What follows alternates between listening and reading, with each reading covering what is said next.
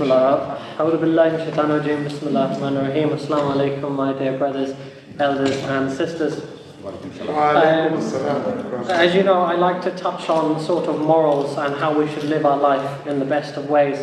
So today I'm going to briefly discuss a couple of Quran ayats and see what lessons we can learn from them and from the stories of dear Prophet sallallahu alaihi wasallam. Today we have Surah Ar-Rahman, verse 7 and 8. So it says, "And the heaven he raised and imposed the balance, that you do not transgress this within the balance." What is the balance? What do we talk when we say we're balanced? We have to respect the balance. What this verse talks about is that Allah has created everything in perfect balance, from the stars to the resources we have here on earth. And that this verse reminds us not to waste and not to harm what Allah has given us. For example, using things like food and water, energy, or even the nature around us. Everyone knows that this time there are people in the world who are suffering this lack of food, lack of water.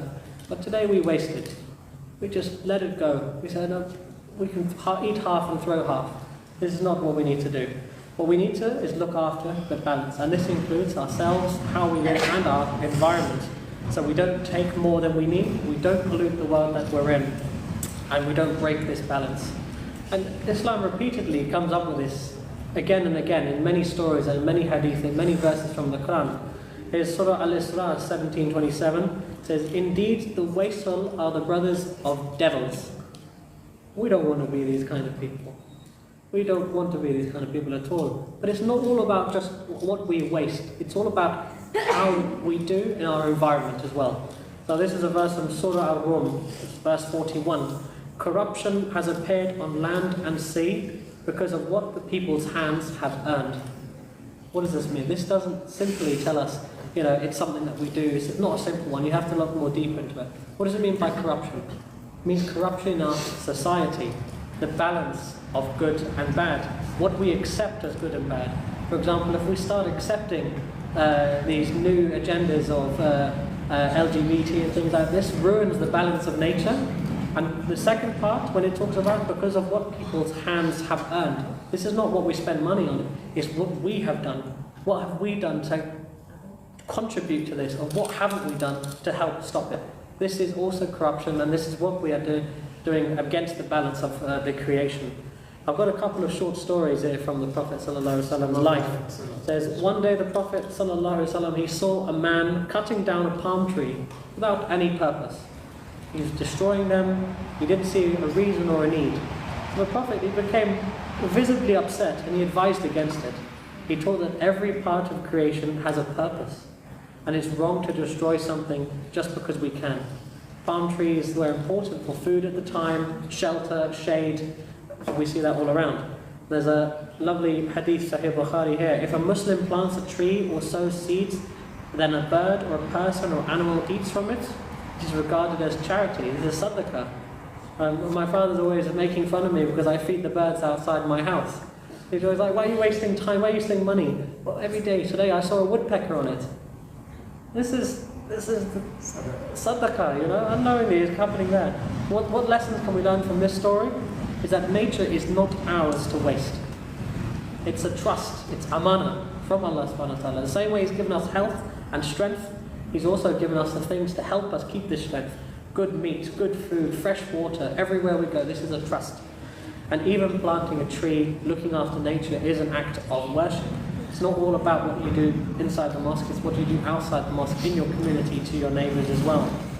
There's one more story here. Since the Prophet ﷺ was once making wudu when one of his companions began using a lot of water. Anyone seen that before? They're in the wudu area, splashing. You're 2 things away, you're getting wet from the guy's wudu. What are you doing? Turn down the pressure down. So the Prophet, he said, "What is this waste, O Sa'd?" Sa'd replied, "Is there really a waste in wudu?"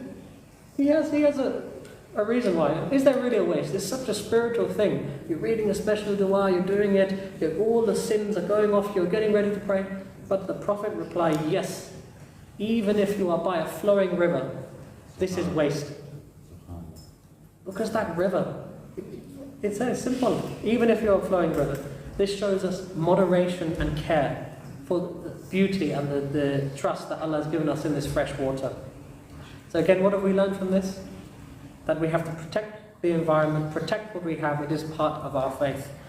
And there's 2 times of the year that we are currently, both, shall we say, in the environment as well as in Islam, spirituality. What part of the year we are in spring/summer, aren't we? What's the latest news from the northwest of England? There's a drought. So Allah, He puts these droughts on people because of corruption. And what will happen is if we don't look after the water that we have and we don't look after this, it will directly impact us. We've seen in other countries, thousands of people die from these droughts. So we have to look after it and save what we can and sort of slide our way through them. Secondly, what's the other time of year? No.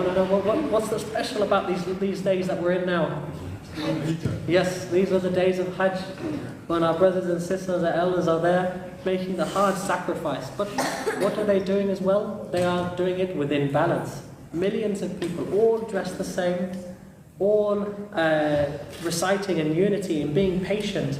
And you know, when you're in the state of Ihram, what's the one thing you can't do? You can't cause any harm to any animal, even an insect or even a plant. This is the balance. So if they can do it with millions of people when they're in the state, why can't we do this in our world around us? So let's all try and look after the balance that we are in, try and live like we do when we are in the state of Ihram, and respect the balance, inshallah. Is that everything? Jazakallah, mashallah, Allah bless you, Allah reward you. Beautiful advices as always. May Allah give us the tawfiq to act